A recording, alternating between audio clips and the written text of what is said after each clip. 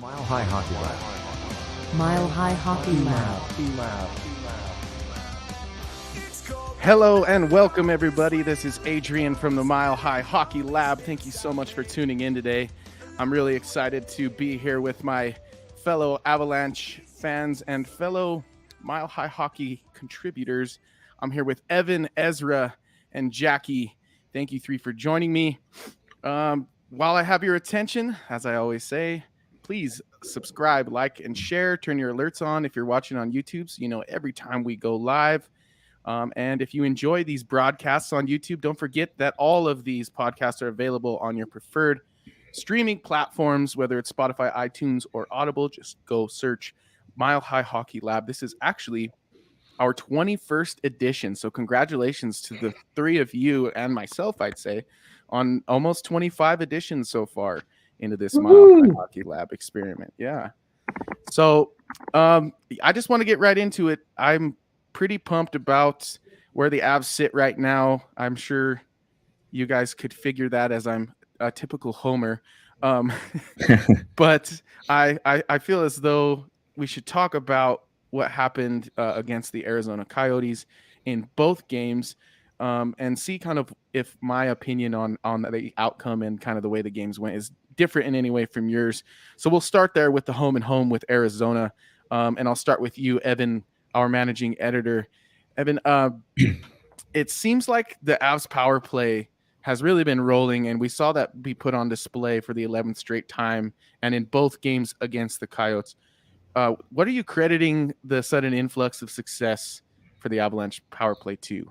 Oh yeah, that power play has been phenomenal. I mean, I think it's now 11 straight games with a goal, so that's very impressive. I'm wondering what the franchise record is. 14. 14. Mm-hmm. Look at you, Ezra. Look at you. I was just reading about it earlier. No, so I think 14 is definitely attainable, and I think when you think about the great equalizer about it. I mean, when you have McKinnon and Rantanen obviously working together, and both of them on the torrid pace that they're on, that definitely helps. And we'll talk about that more later in the show. Yeah. And I think also too, especially the last couple of games, has been the return of Cale Makar, obviously from his injury. So yeah, that definitely helps when he's power playing or when he's quarterbacking, power play unit 1. So so long as those three kind of keep it up, then this power play is going to be unstoppable. And yeah, we talked a little bit last week about how last year they had a lot of success on the power play, but they also had a lot of power play chances and a lot more than they had seen. I feel like, though, and I'd have to look into whether or not the stats really back this claim up, but I feel like since that conversation, that might have changed. I feel like the Avs have 3 or 4 power play opportunities a game. Jackie, I think we got you. I don't know. We had some technical difficulties there, I'm here. You can hear me now? Yes, there you are. Right, perfectly cool. Loud and clear. I was wondering why we didn't get your classic high, very chill high when we introduced, but just back to the Coyotes and Avalanche in the second game just last night. The Avs had a 2-goal lead with about 10 minutes left in the third, but we're unable to hold on to that. Do you credit that more to the Avalanche kind of like letting up, or do you think that the Coyotes deserve a little bit of credit? I'd say both. Okay. The Coyotes have been a thorn in their side for several years now. I think it's just something about their style, maybe because Andre Turingi used to coach the Avs, so maybe he has a little bit, I don't know, has the team a little fired up to play them or something, I don't know, or he knows a little bit more about some of our best players, so maybe he game plans better against us. I don't know. There's just something about how the Coyotes matchups aren't like the classic just beat the bad team and walk out with 2 points kind of thing. So I think there is something to how the teams play each other, but definitely the third period was like a letdown. Like they were just trying to get it over with as quick as possible, and that didn't really work either. Yeah, I felt similarly. I do think, though, that it showed a lot for the Avs to, when they did give up the lead, to respond by getting it back pretty quickly. They were fortunate though, and this kind of leads into what we have already talked about, that a power play came like literally as the PA announcer was crediting the goal for Arizona. The Avs got a power play opportunity, and they were able to capitalize. I see now in my script that I left injury report heading into today's contest. Landeskog, Makar. Fortunately, Makar is back, but I did see some video of Landeskog skating courtesy of Brennan Voigt. I think that's how you say his last name. If it's not, Brennan, write me and tell me I'm stupid. I think it's Brennan Vogt, but yeah, all right. Anyway. Either way, some awesome video from practice back in Colorado today of Landeskog skating pretty fast. Ezra, what does that mean to you? And do you foresee a return maybe sooner than we thought, or do you still think it's kind of like a second round type of timeline? I think it's still right in line with what I thought all along, which is well, not all along. Obviously, when it sounded like he was coming back in January, that's what I thought. But recently, I've been thinking first round of the playoffs, and I still think that seems right. He's skating now, which is great. It's exciting to see him at practice. I'm sure it's a boon to the guys, on the ice who are able to play, but he's not ready. Right. And he's got to really get back in, not only in playable shape with his legs underneath him, but he's also got to get his timing back, and he's got to get a lot back. So he's going to still be practicing in a red jersey probably for a little bit. So nice. I think the report I was hearing out of practice was that he's and by that I mean I read somebody else's reporting. We all do. But just to be clear, was that everybody's happy that he's on the ice, and he's maybe a little bit ahead of the timeline that they were worried about being kind of the later end of the timeline, but they're still not projecting him back in the lineup anytime soon. That makes sense. And then just to touch on your takeaways from the Arizona home and home, what stood out to you? Yeah, I mean that third period is just it's disappointing to see them take their foot off the gas against a team like Arizona, who plays a game that is so simple. Like their game is defend all the time. It's like a torture chamber. And then capitalize on the one mistake that the other team makes. And they do always seem to score on those little mistakes. Mm-hmm. So to not be super dialed in is to invite that comeback, and it is disappointing. Definitely, I put that on the Avs, not on the Coyotes. Gotcha. So you you don't give as much credit to the Yotes as you think that the Avs kind of let go. The Yotes are doing what the Yotes always do. Yeah. Well, yeah, that's funny because I will say, and I wrote this in the recap. Excuse me. The Yotes have, I think, like 7 regulation road victories, and 20 regulation home wins. Yeah. So I think there's something to Mullet Arena. And Jackie, I messaged you in the chorus, but I just want to pay compliments live on YouTube. Your preview headline actually made me laugh out loud. I think you said "rock the mullet," right? Yep. Yeah. So it was my once yearly stroke of genius. I'm not very good at the headlines, but it definitely came to me. When it happens, and you roll with it, right? Yeah. Yep. I don't know what Arizona does with Mullet Arena because it's working somehow. Exactly. Watch them now. Be like, oh, your new arena can't have it, and then they just live in mullet forever. It's sort of like the Eagles. Like they have the smallest arena in the AHL, but it's full, so it's a lot better than most of the other places. So That's true. It's kind of like what you do with the space matters more than just like sheer numbers. Yeah. And I wonder too, just in line with my other question, like was it more the Avs or more the Coyotes? Is it more like the Coyotes are familiar with Mullet Arena or that teams that visit them are not? You know what I'm saying? I wonder which plays into it, because I feel like the dudes from bigger franchises probably don't prefer the vibe, whereas from the Arizona perspective, it kind of reinforces that underdog mentality that they seem to take with them into every game. What do you think of that? I think it's both, honestly, because I was in the building for Friday's game. Mm-hmm. I was very late notice. I was like, oh, you know what? I'm just going to buy a ticket and go down to Denver, whatever.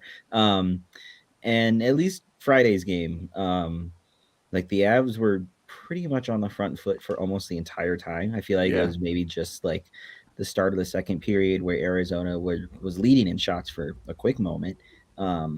before the Avs really started to turn it up in that second and third period. It was just a matter of, being pesky, not being able to get through the defense, and that's just all that Arizona does, as Ezra said, right?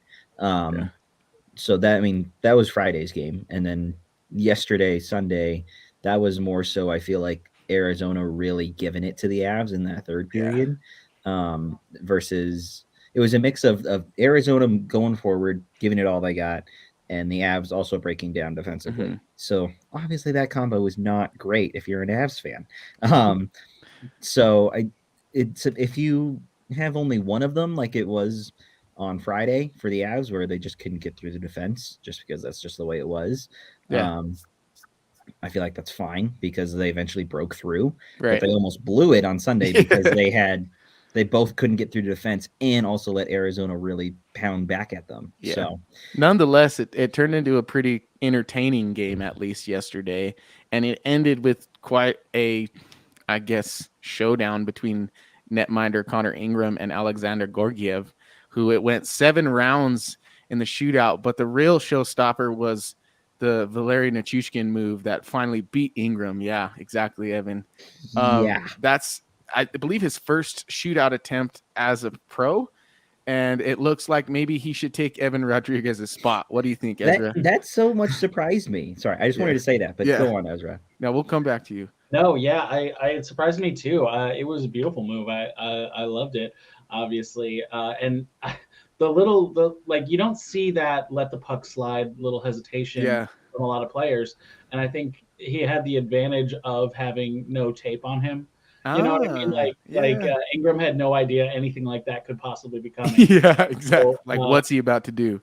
But obviously, it's more in the really quick finish around the pad than that little hesitation move. The hands. It was awesome, and I mean, Rodriguez we've seen him do the same move every time. And it worked maybe twice now. Yeah, exactly. So his problem is the opposite. The tape is out there. Yeah. So I'd love to see Nichushkin get more opportunities. Yeah. If there are more shootouts, which I'd much rather there are not. Yeah, exactly. I was like, dang it, this is exactly how this goes when you let a team like Arizona back into a game. You pepper them throughout the overtime period. Somehow you don't beat Connor Ingram, and then they beat you in a shootout, and then all of the naysayers of shootouts come out of the woodwork. Jackie, what did you think of Alexander Gorgiev's response? He kind of was caught off guard on the last goal from Clayton Keller. It was like a spinorama. You just put it on net. He wasn't even down. What did you think of his performance all around, and what did you think of him in the shootout? Much like the rest of the team, the third period probably wasn't his best, but he definitely stepped up big in the shootout. Because he's been scored on a few times in the shootout first, so for him to put up a shutout, I think it was 7 shooters, so that is pretty good for him. And it was like both teams were kind of trying to do the same thing, like shoot on the goaltender, and that's another reason why I really liked Nuke's move, is because it was like it changed it up. Like not only was it different, obviously, for him, and he did go one other time. It wasn't with the Avs, but he was 0 for 1 going into this. But I like looking up shootout stats like after we have one, just because it's weird. It's a lot of things you wouldn't expect. Like some guys shoot way more than others, like some guys have never done it, and so it's just kind of funny to see the statistics. And I completely agree, like Erod needs to be put on the shelf now, especially since we have a new shootout hero in Nuke. I was rooting for Jack Johnson to go. I mean, like that we would had have been talked awesome. about before, I looked it up. It was 32% in like 40 some attempts. So why not? It's kind of fun when one goes deep, because you see a bunch of guys that haven't had the opportunity to go before. So if you're 7 deep, I would have thrown out Jack Johnson and be like, hey, the stats back it up. He's got some moves. So that would have been so fun. That would have been funny, because nobody would have expected it. Like, why Jack Johnson? But would have been Jackie knows exactly why. I was gonna say, I can already hear Av's Twitter going, "Oh God, why is Jack Johnson doing it?" Yeah, exactly. Like this is so stupid, and it's like, hey, they were rolling guys out that have never scored on it before. Like Malgin, I think he was 0 for 1 in his career before. I still think it's odd they haven't used Newhook at all. I mean, he's a skilled guy. Like, that's a good point. like what? That's a good point. At some point when you're 7 deep, like you wouldn't think about New Hook as I think it's a little strange. I feel like So New Hook probably would have been 8th if I had to guess. I mean, who else win at that point? I feel like you'd do New Hook, maybe Gerard, and Taves. then I Taves, think Byram would get a chance at some point. Byram, yeah. Probably I don't before know. Taves, even. Byram Definitely has a little better shot than Taves does. We Evan, you he's said more creative. Like Byram Yeah. would have tried something. Like it might or might not work, but he I was gonna definitely say, would try something. we just have to get to like 15 rounds to get Jack Yeah. Johnson, That's and then we just- can see it happen. and I want him No, to. I just want him to stop at the dot and just slap one in. That's how I want him to get one. He's got No, I want to moves, see the man. move. He's Yeah. probably still got it in the bag. Yeah. And speaking So- of moves, Evan, you said you were surprised by Nichushkin. Oh my God! Tell me why. I mean, he's pretty skilled, but I agree with you. I don't know that we've seen anything to lead us to think he could pull off a move like that. No, I mean we haven't. I mean we think of him as like the power forward, Gritty like guy. for the gritty forechecking guy, right on the top Two-way. 6. Mhm. Yeah, exactly. I didn't think he had that move in him, and you know I was half watching this and then half watching another thing for something else, and I saw that happen. I nearly fell out of my chair. I just kind of went. Oh!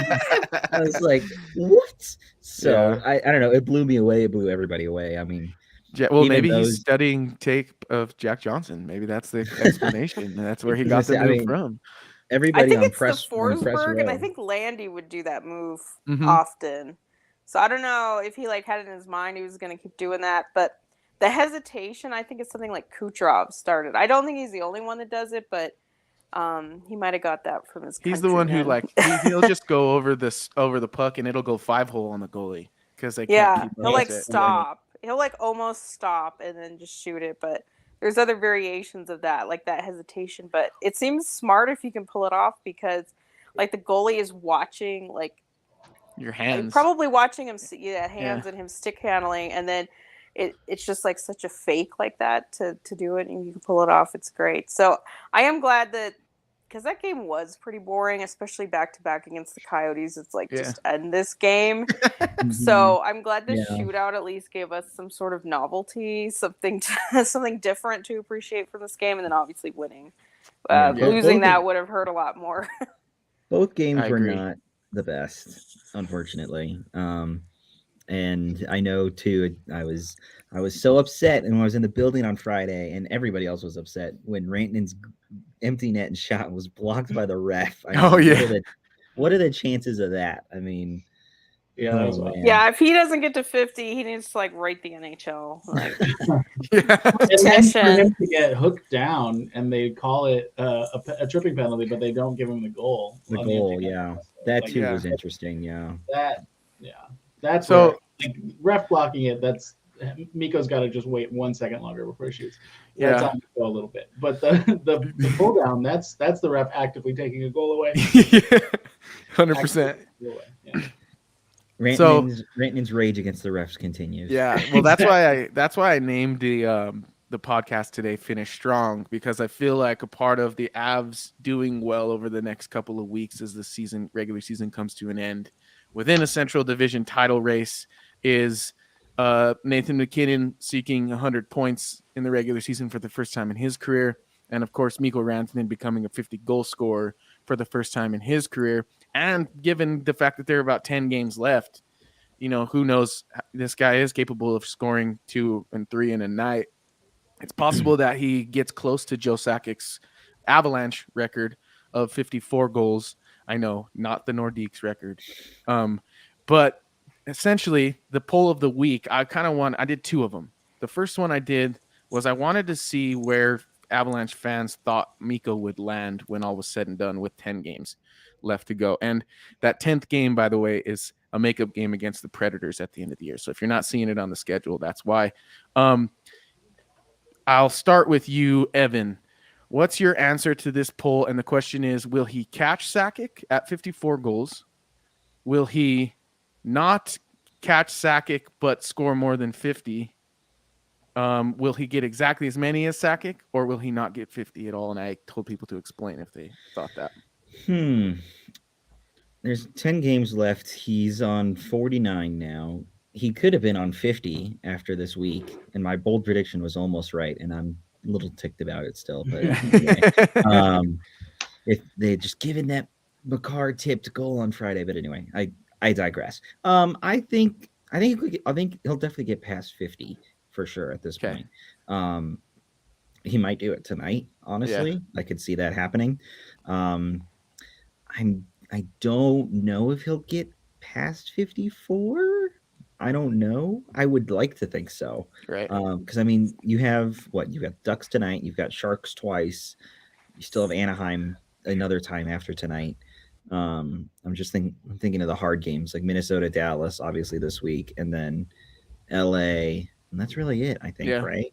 So there's a good chance at it given the level of competition. I was gonna say, I changed my mind. He surpasses it. There you go. I like it. He surpasses it. Yep. Yeah, the way I put it was catch, surpass, fall short, but get 50 plus or less than 50. So Jackie, what's your answer to this question? It might be close. I think he'll get to 50. I mean, knock on wood, assuming nothing happens, like he gets injured, God forbid. Right. But God, I'm knocking on wood now. I know, but he has been pretty consistent. So I think that he hasn't got to this point because he was like super hot for like 3 weeks or something. Like he's been very consistent. So, with 10 more games, you think it's not unfathomable to think he could get like 6 or 7 more, but I'm just gonna say just under it though. I think it, as we've seen, it's really hard to get that milestone when you get close, but I think he'll finish over 50. So maybe like 52, I'll say. Yeah, well, he's already top 10 all time Nordiques and Avs history with 48. There's like, I want to say like 4 or 5 guys tied at 48, with I think Milan Hajduk in there too, coincidentally. But I'll go to you, Ezra. It seems like we're like hopeful that he can at least catch him or get there, but the voters agree with the first 2 opinions from Evan and Jackie that he'll get 50 plus but fall short by 62%. Do you agree with that? I mean, that's definitely the safer bet, right? He's got 10 games to go. We're talking about 6 goals. And Mikko's playing at over a goal per game pace right now, but realistically, everybody's around, not over a goal per game, over half a goal per game. Yeah. But realistically, that's a hard number to sustain. So it makes sense to take the under here. The under 54, not the under 50. But yeah, like with the Avs injury luck this year, again, it makes sense to take the under. But man, have some faith in your boy. Yeah. Let's take the over, everybody. Come on. That's how I feel. I say ask me tomorrow, because if he gets 2 tonight, which I'm not saying, and maybe that's my bold prediction that he'll get 2 tonight. And he gets his 50th in Anaheim, heading back to a game that against the Wild that's largely going to be about winning, especially if he's already got 50.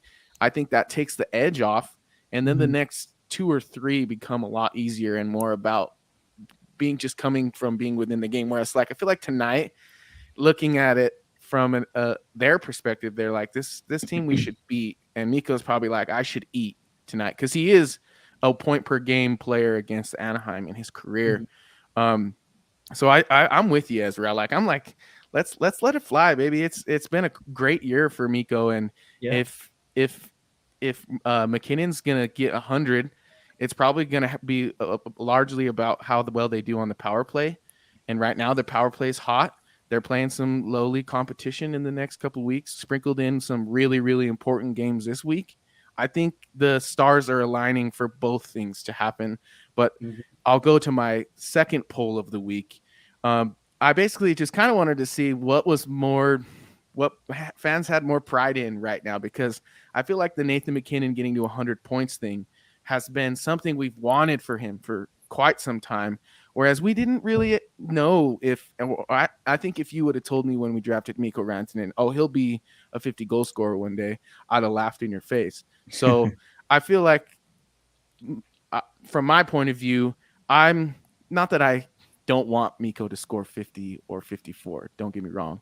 I'm more like prideful and hopeful that MacKinnon gets to 100 just out of personal achievement, because I think he doesn't like to lean on it matters, but I think it does matter to a guy like him who's just very competitive. And the only way to and I guess quantify that competitiveness is with stats and success. So, Evan, what do you think? Like, what's your answer? Are you more excited about Miko 50 or a McKinnon 100 points? All I gotta say is I don't need a printer. I need a fax machine because of everything that you just said. Or retweet if you're in my generation. Push that retweet button because I completely agree with you. It would definitely be a big personal achievement for Mac to get to 100 points, and I think that's going to happen, as you already mentioned, with the power play rolling, and with the two combined, I wouldn't see why not. That you can't get both 100 points for McKinnon and 50 goals for Rantanen, and that's also why I changed my mind in the last poll of like, you know what, power play is rolling. He's got McKinnon on his line now with him. They're gonna roll through people, and so I think they're both gonna get it. But I definitely do think that even if McKinnon will say post game in the locker room after he gets point number 100, if that is of any importance to him, and he says, "Oh no, it's all about the team," it's gonna be important to him. I feel like deep down in his heart. So he just won't admit it. Maybe he'll admit it in after the off season, after they win the cup again. Who knows? Yeah, that's right. And if you're these guys, it's also a bargaining chip. Like if you end up at the end of a contract and you've been a 50 goal scorer, that's forever. That can't be taken off your record. You know what I mean? That's like getting a very, very valuable certification in any other field. Same with 100 points. If you're a 100-point scorer in the NHL, you'll be that forever, at least in the minds of some franchise. So I think it's a big deal to them personally. And obviously their overarching goal is to win as a team. But if you win as a team, typically those stats follow, especially for like your big guns like Nathan McKinnon and Mikko Rantanen. But we're playing the most annoying would you rather ever. So you can't have both, Jackie. Which is your choice? Mikko to get 50 plus or Nathan to get 100 points? I would say Mikko get the 50. And I mean, of course, both would be great. And I totally agree that, I mean, McKinnon's been so close. He was at 99 literally once. Yeah. And it does matter to him because I know it happened once in the summer where Marchand and Crosby both had 100 that year and he didn't. And so they were giving him crap about that. Oh, yeah. But I just think hitting 50 is a little bit more, I don't know, hard to do. Not to say that hitting 100 is easy, but goals. Because so many things can happen, and it's like you can get points so many different ways, and you obviously don't have to score. You don't even have to have the primary. But 50 goals, like it, and I think it would speak to just how, like I said earlier, how consistent he's been, how he's carried this team at points this year, and that's something that it might not happen every year. Like and he's been very good over his career, and so I think he'll have another shot at it. I just think it's a little bit more special. It's a little bit more rare. I think there's fewer players in the league every year that hit 50 versus 100 points. Like there's probably going to be at least 10 guys that hit 100 points, if not more. So if I had to choose, I think I would like that for Mikko, especially to have that this year.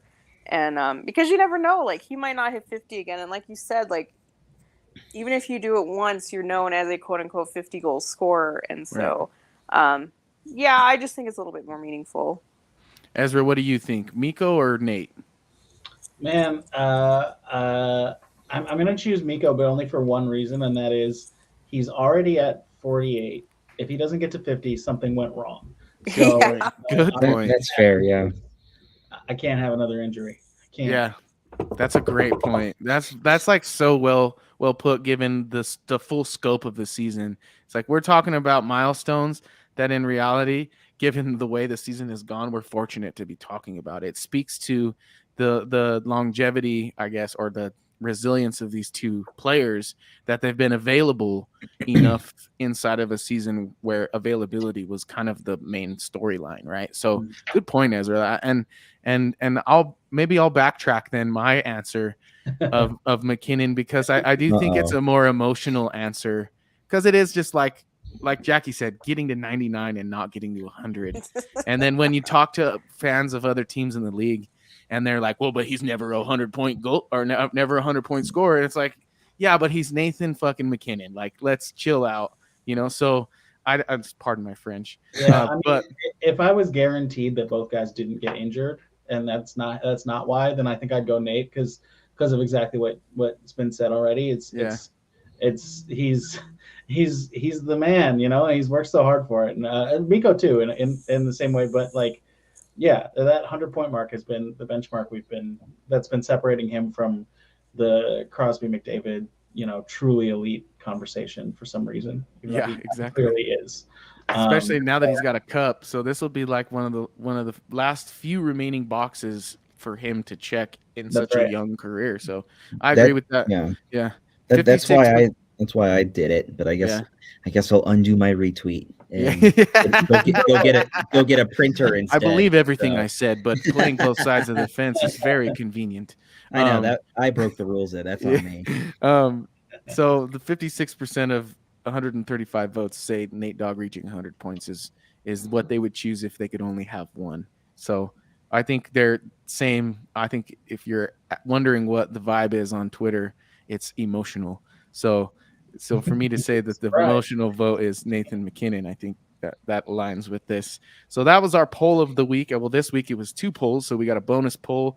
If you didn't get to see that, it's because you're not a Twitter user, or you are and just don't follow us, which is a huge mistake if you're an Avalanche fan. So if you don't follow us, you can follow us at MHH_lab, and then just the website at Mile High Hockey, and head over to the website for all of your latest and greatest Colorado Avalanche news. You'll find work from the 3 of us and a few more contributors as well. And we take a lot of pride in what we do, so we hope you enjoy our work. That'll kind of move me on to our third and final segment. Well, I guess maybe not our final, but I want to look ahead. Yeah, I want to look ahead at the week and at tonight's game against Anaheim. Based on the fact that Alexander Georgiev went 7 rounds and played just last night in a shootout, Jonas Johansson, I think that's how you say it, I hope so, will get the net tonight for Colorado, who previously lost in January, the last time these two teams met in Colorado. I was there. It was not fun. They lost 5-3 to the Ducks. Are the Ducks kind of like the Coyotes in that they are sort of a thorn in Colorado's side, especially this time of year? I'll start with you, Ezra. I mean, yeah, I think that it's like any bad team, really. They're a thorn in your side until you pluck them out and throw them away. Right? Yeah. Because they have that ability to be a game that's overlooked and not treated with enough respect, and therefore lost. And I think that this current version of the Avs, they nearly let that happen last night. They're not going to let that happen again. And I think, they know the score in the standings right now. They know they can't be taking any team lightly, and I think it's gonna. I don't want to get too homerish or too high on anything here, but if they don't blow them out, I'll be shocked. Yeah. That's like, I say this a lot about the Nuggets, because I don't know if you guys are followers of basketball, but the Nuggets are on a pretty similar trajectory to the Avs, just in terms of they've been on the cusp of winning, and this looks like it might be the year for them. But as of late, they've had a difficult time putting away bad teams, and I think that really shows championship caliber when a team takes care of business against a team they're supposed to beat. And I think you're onto something, Ezra. Like when you say they're not so much a thorn in your side as much as they represent like an opportunity to fail and to really not get 2 points that you should get. So, Jackie, what do you think about that? Do you think, and I know John Gibson kind of plays into this in particular for Anaheim, do you think that Anaheim is similar to the Coyotes in that they kind of have the Avalanche number in certain scenarios? I don't think as much, and it's hard to say because the Avs have only played Anaheim once this year, and I was at that game as well, and the Avs were dominating. They were. That's why it was frustrating. I think at least half of that game, like definitely the first period. I don't remember the second period as much, but that third period was atrocious. So, like I said earlier, I feel like Arizona is separate from all these bad teams. I think there's just a little bit something about their style.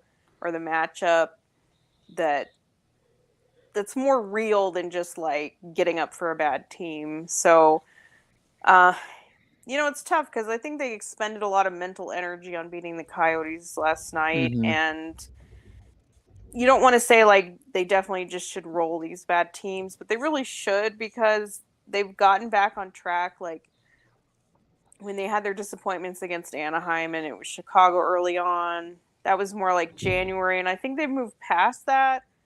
But we'll see. Like for me, the big test is San Jose because I don't know if any of y'all have seen San Jose lately, but they are all in on the tank. Like if Wow. the Avs even halfway show up, they have to beat San Jose. I mean, it's just mind blowing how like, and it's like they figured out the formula. Like you can't really shamelessly tank the Figured out entire the tank season formula. Yeah. because then you have young players and guys with something to prove. You just can't be that deplorable for 8 months. Mhm. But if you pull the plug at the right time, like San Jose has done, like I wouldn't be shocked if they didn't win a single another game the rest of the season. They might win one just because hockey's a weird sport and the puck bounce is weird, but honestly, more than that, I'd be really surprised. So for me, that's the one where like the Avs just have to show up and have to have like some semblance of care and try in that game, and they should be able to roll. Like that's the game where I want to see the Miko and McKinnon like try to get the points show. Exactly. Yeah. So tonight for me, I don't think is as much of like easy street or whatever you want to call it. Like they're still gonna have to try because Anaheim does have skill. Like every NHL team has skill.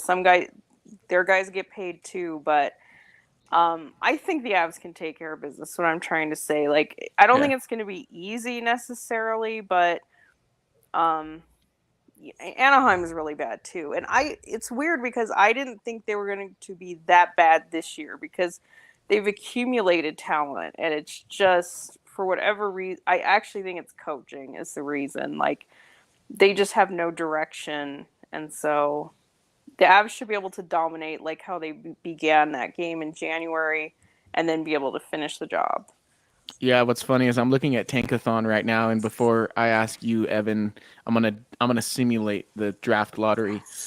San Jose with the most losses, I guess, or least points. They've lost 9 straight.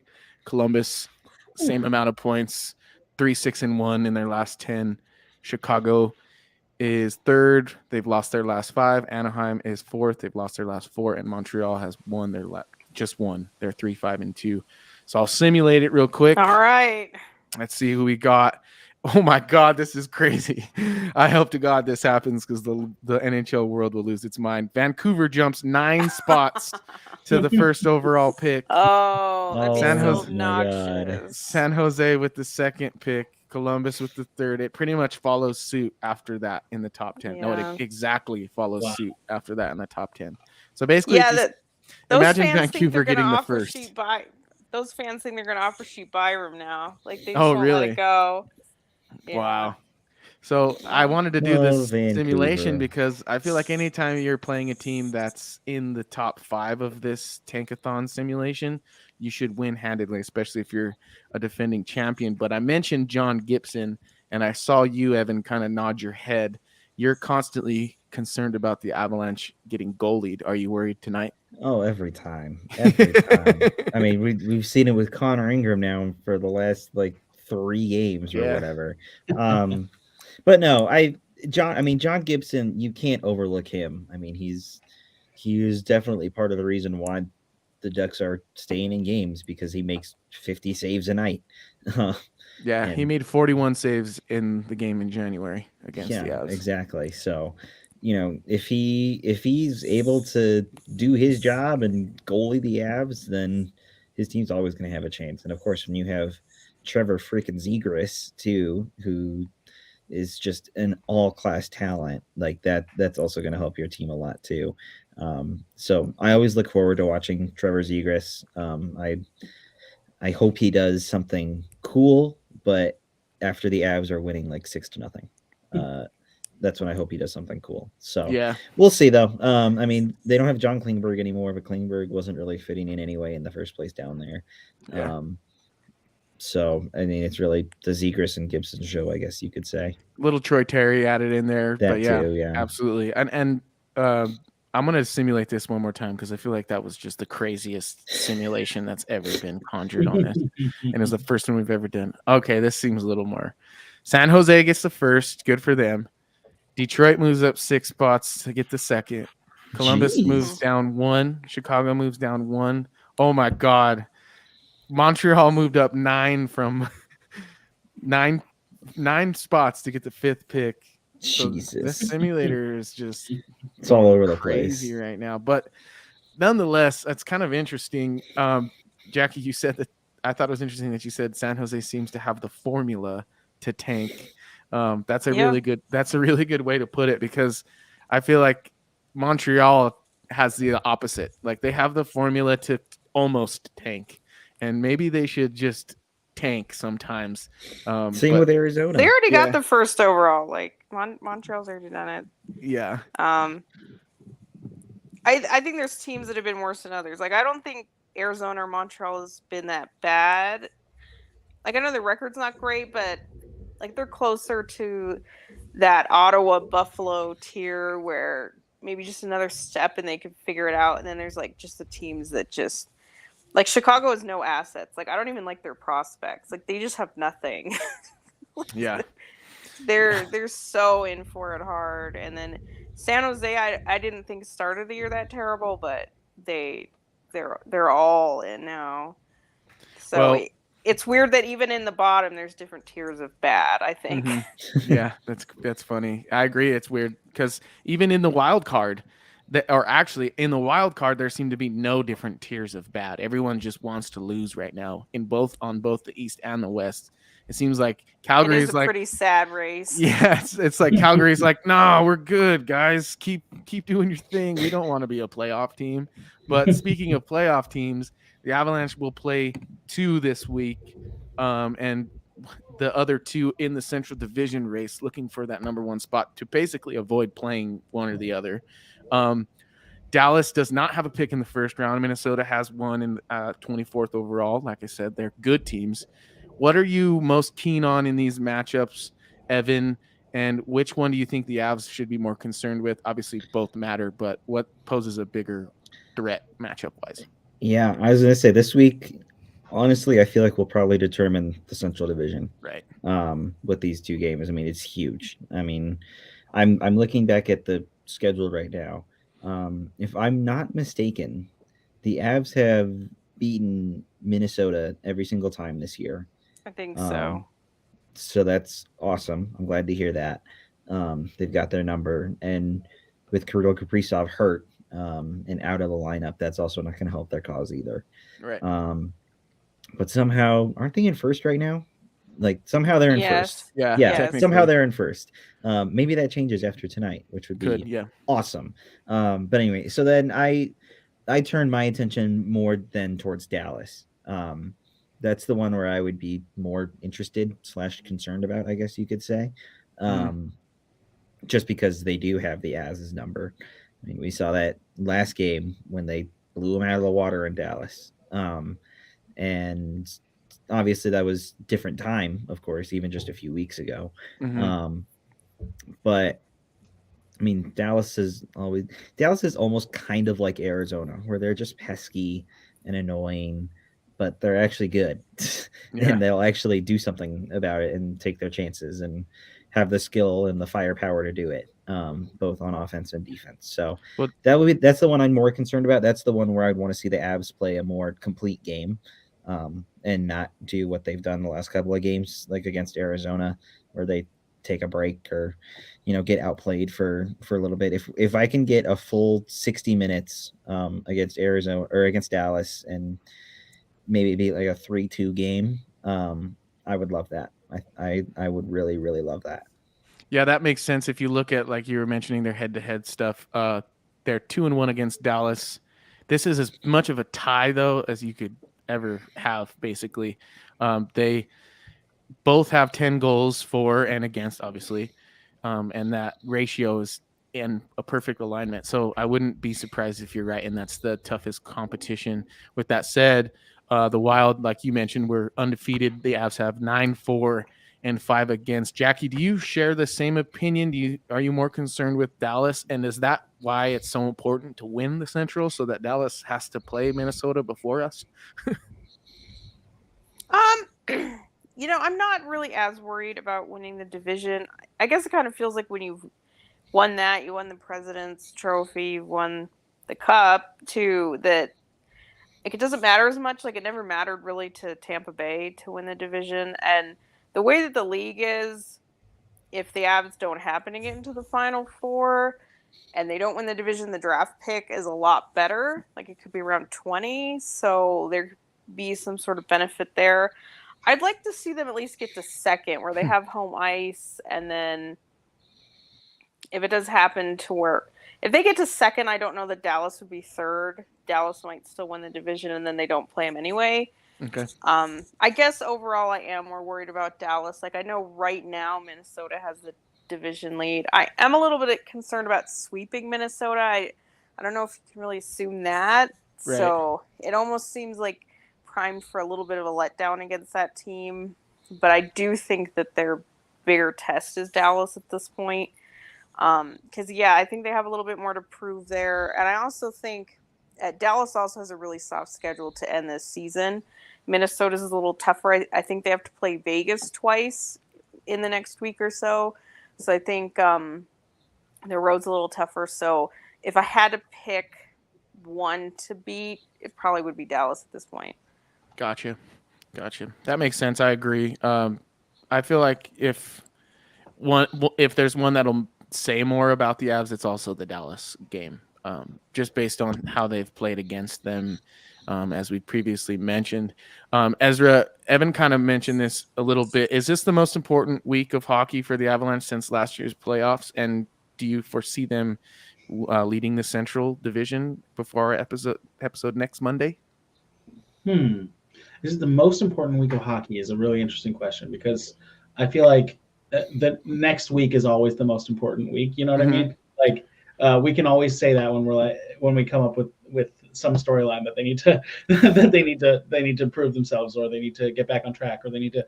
So there's so many important weeks in the regular season. That's kind of a cop-out answer. I'll change it to yes. I agree.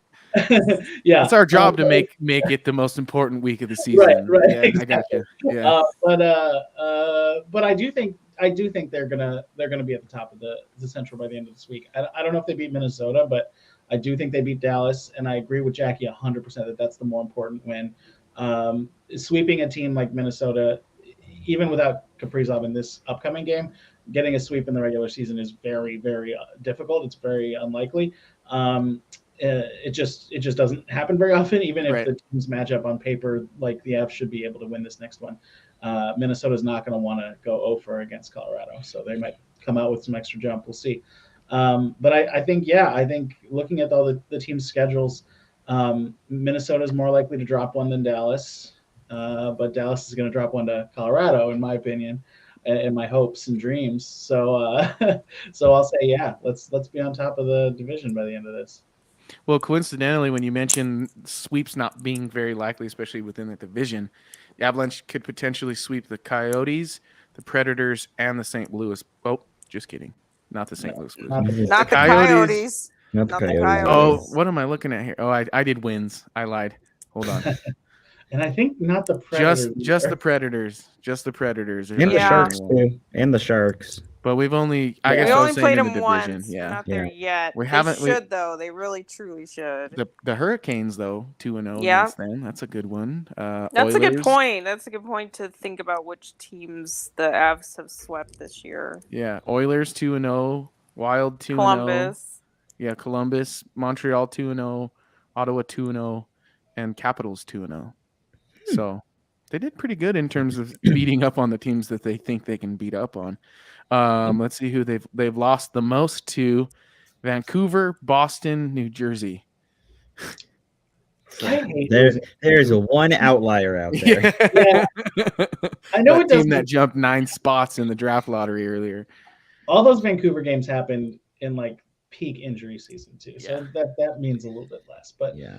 but still, it was like truly like the worst of the injuries in the early season, and then the worst of the injuries in the middle of the season were when we Yeah. kind of made it So I think yeah. I'll open up the conversation and see if the three of you have anything in particular that was pressing your mind. And if not, we can get into our bold predictions of the week. I don't think anybody hit. I know for a fact I didn't.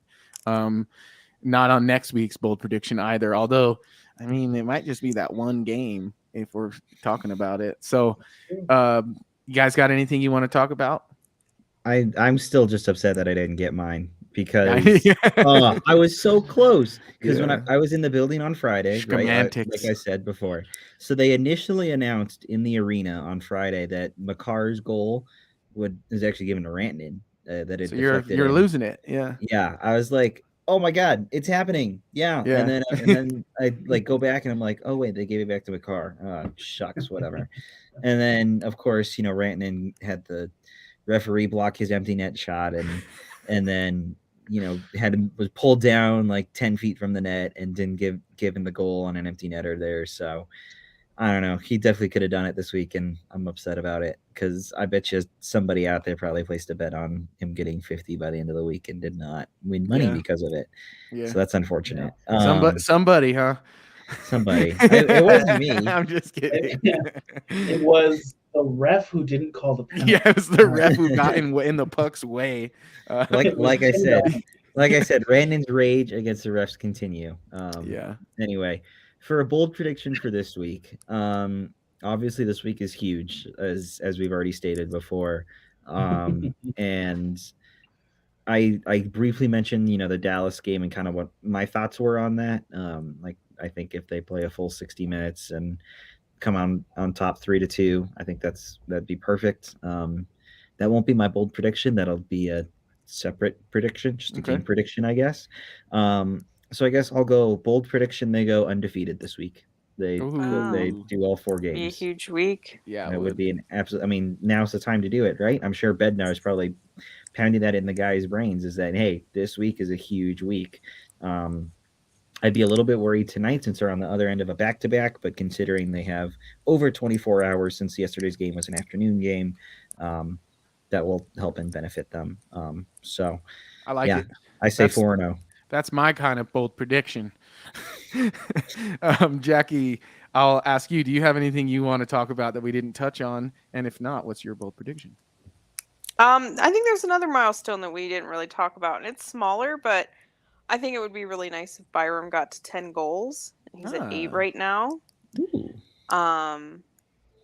Good, like 10 goals for a defenseman, I think is a milestone. Yeah. And then considering how much time he missed this year, and obviously, like you said, how young he is, I think that would be a nice feather in his cap. I also think it qualifies him for a bonus if he hits 10 goals. Money. And so that might also personally matter. Heck yeah. So I could tie that into a bold prediction that if he hit that 10 goal mark this week would be pretty sweet. And that would also probably lead to winning.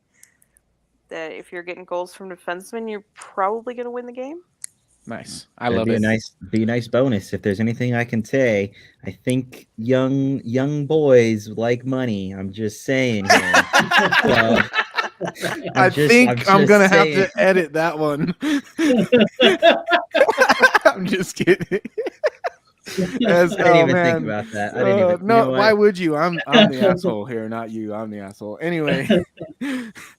Yeah. Ezra. Comedian brain didn't even go there. I was like, I better say it because Ezra's thinking it, but nonetheless. No, I wasn't. Christ. My mom was the only one who probably loves me for real. Ezra, no. let's hear. You got anything to talk about we didn't touch on? And do you have a bold prediction not involving little boys?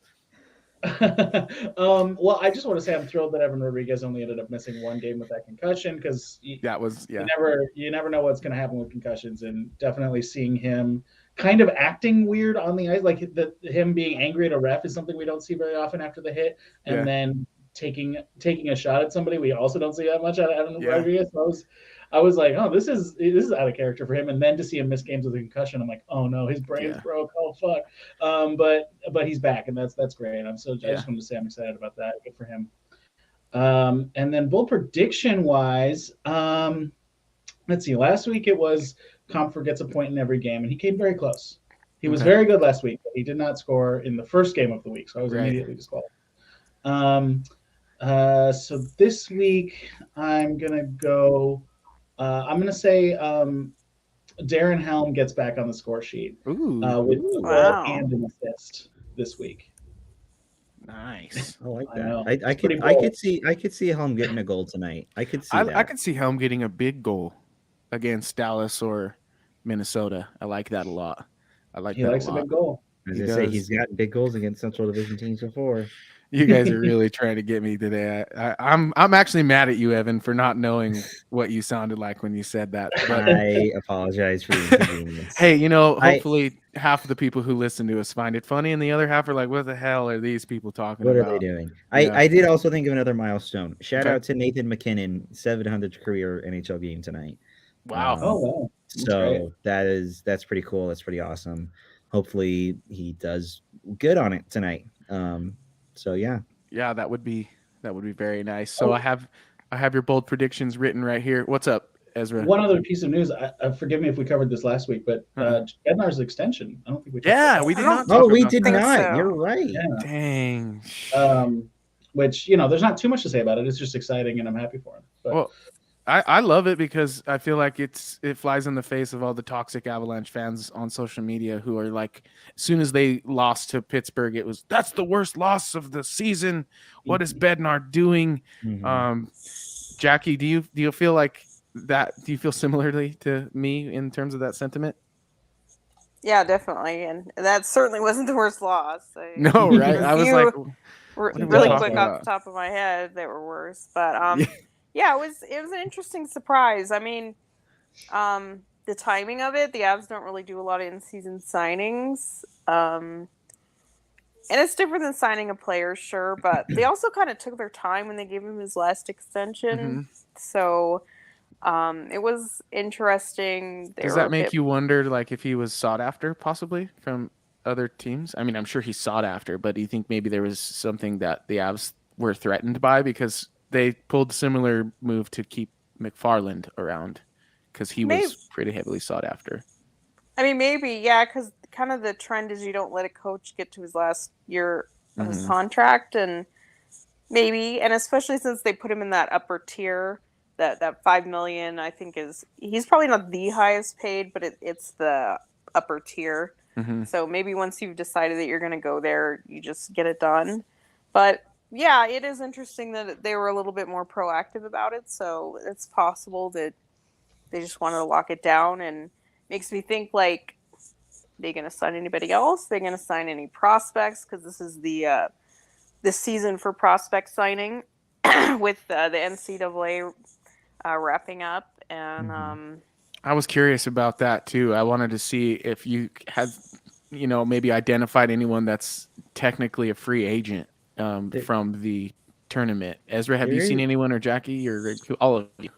I was going to say there was someone that was just signed today, and I can't remember who it was. For the Eagles, you mean? Yeah. It was I can't think of his name off the top of my head. It was from Minnesota State. I mean, they got Myers last year, and he was like really sought after, and we saw maybe he didn't have as big of an impact as they had hoped. I don't think they're done with him, but so I don't really know that like college free agents would be that meaningful for them to get. I'm more curious about if they're going to sign any of their own. I would think the two Kovalenko maybe. No, I mean, who knows? You can never guess with Russians, but I definitely wouldn't expect it.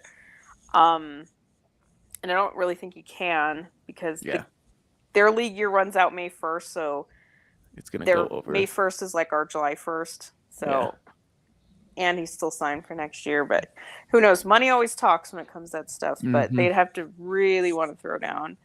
I would just say that two Avs prospects would be Sean Behrens, who is the defenseman for DU. I don't think he's going to sign, but I think there's a lot of anticipation out in the fan base. Okay. Because he can. I just don't think it benefits him at this point because I don't think the Avs are going to give him a lot of incentive. And Okay. if he gets to that junior year, I think that's when the player gets some leverage. And it's probably a better idea for him. The other Gotcha. one I also think is Matt Steinberg, who's a senior at Cornell. Gotcha. And they should sign him if they're interested in signing him at all. Like, the time is kind of now. So that's the one I'm kind of looking for in the next week or so, because if they really don't sign him now, then they're not going to. Mm-hmm. So I don't know. We'll see. Ezra, you look like you had somebody you wanted to talk about as well. Not really. I just looked up the Eagles signing. It's Ryan Sandeline, forward out of Minnesota State. Nice. I didn't really watch much college hockey. I didn't get to watch the tournament, so I don't really have anybody. But I will say, looking over Steinberg's stats over his career and reading about him from people who watched him, he doesn't seem like he's going to move the needle much. So if they don't sign him, I don't think that's that big of a deal. But if they do, great. Love to see what he can do. Yeah, I don't know. I'm all about repopulating that prospect pool given the last couple of years. So I think I'm kind of with Jackie on that, although I agree it's not necessarily going to move the needle. I just think you need to replenish some of that equity you lost by trading away some draft picks. Definitely, yeah. If they view him as a better value in the AHL system than, say, an AHL veteran, fantastic. Yeah. It's like, who else are you going to sign? Nobody else. Yeah, exactly. Yeah, They took him with the first pick in the third round. Like, those guys, before you even pick them, you pretty much think you're going to have to sign this guy. So yeah, he was an overager when he was picked, and he was kind of a surprise. He seemed like at the time people wrote a lot of negative stuff about him at the time. I'm just saying he didn't really do that much in college. But if he is somebody that they see as a fit, that's great. I'd love him to. Was he in our top 25 under 25, or was he probably out? I think only like 3 people didn't make it. So. Yeah. I know. Are we gonna have 25 this year? Let's see. I still have them. Let's see. Steinberg. Steinberg. I mean, I did watch him in the tournament. I feel like he does have that really like power forward type game. He's sort of like Sampo Ranta, but like in a weird way the opposite. Like, Sampo really isn't that smart, and he is, but I think Sampo has more skill. So I don't know. I mean, like I said, they got to sign somebody. So why not? Center, there's not a lot of center depth in the AHL. Steinberg was 18th. Just ahead of Nikolai Kovalenko. So we're talking about the right people. Kovalenko will be a lot higher just because of the year he had in the KHL. But Kovalenko gets an NHL look right away, I would think. Oh yeah, he's not coming over for the AHL. I know Evan Rowell has been very high on him. And rightfully so. So from one Evan to another, I agree. I love Kovalenko's game. Yeah, I watched it for years now. Yeah, he would. That's awesome. He would be fun. That's for sure. Well, that would also throw a thorn into the side of the sentimenters that say the Avs punted on the trade deadline as if they had another choice. So if they bring in a guy like Kovalenko and he actually does move the needle, that one will be quite a shock to me, just given the circumstances. But also it would be pretty freaking awesome. I'm all for it. So for this usually, I don't think that's possible. Yeah. If there's anyone that moves the needle, it's him. Well, he's very good for his team in Russia. So I don't know how much water that holds.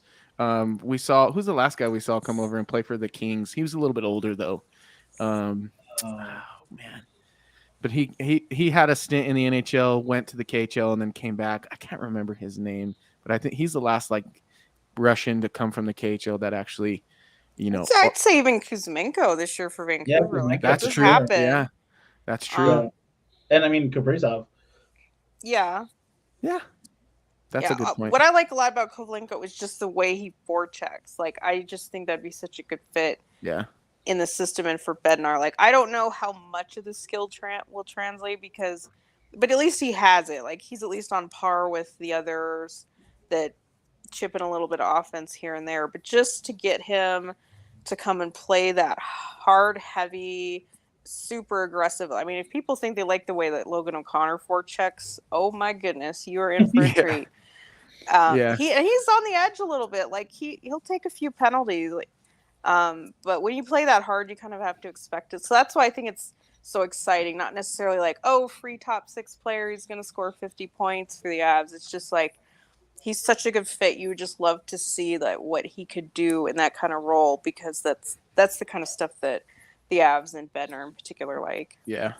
Well, who knows? We got a Russian already on the squad, and he showed off those filthy mitts last night. True. So That's maybe true. he could broker some of that other stuff, that we don't quite understand as North Americans, and the difference between our culture and Russian culture. So some of that stuff could kind of get smoothed over. Especially he might have somewhere to stay, given Nichushkin likely lives in the area, having just signed his contract. So who knows? It's a possibility, and something that I would be really excited to see. But that ends the program for today. Just want to thank the three of you for joining me. It's been a really fun conversation. Sorry, Ezra, I didn't mean to cut you off there, buddy. No. If you're listening on YouTube and watching, thank you so much, first of all. And secondly, like, subscribe, and share with your fellow Avalanche fans. As I previously mentioned, head on over to milehighhockey.com for all of your news, all contributors here and more not here. We didn't have Jacob today, but Jacob, hi. Hopefully we get you on next week. But yeah, so thank you guys for listening, and ladies, and just people. We are available on Spotify, iTunes, and Audible. Go Avalanche. Hopefully they beat the Ducks tonight. Go Duck Avs. season. Yeah, Duck season. I like it. Well, thank you three. Appreciate y'all. Go Avs. Mm-hmm. Yeah.